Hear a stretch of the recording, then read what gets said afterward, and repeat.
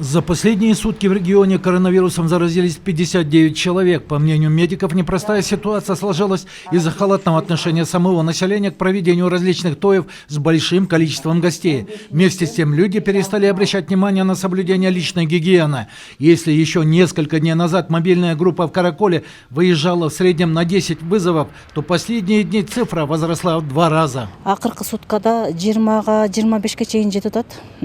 За последние сутки поступило 25 вызовов. Если состояние пациента нормальное и уровень насыщения кислородом крови выше 95, то оставляем лечиться дома. В случае тяжелого состояния доставляем в областную больницу на лечение.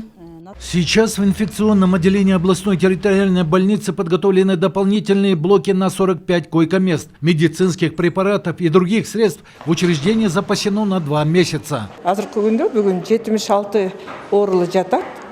В настоящее время у нас на лечении находятся 76 пациентов. Кроме того, для тяжелобольных задействовали еще одно отделение инфекционной больницы. Там работают реаниматологи.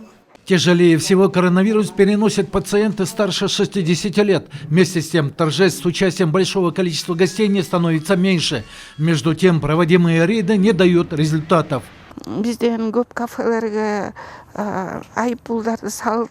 Наложены штрафы на многие кафе и рестораны, такие как Барсхан, Торайгыр, Алато. Во время нашего рейда двери ресторанов закрыты, в окнах темно, однако слышно, что внутри проводится мероприятие. Запускают посетителей через запасные двери и закрываются. Там все находятся порядка 5 часов, и кто даст гарантию, что никто не заразится коронавирусом.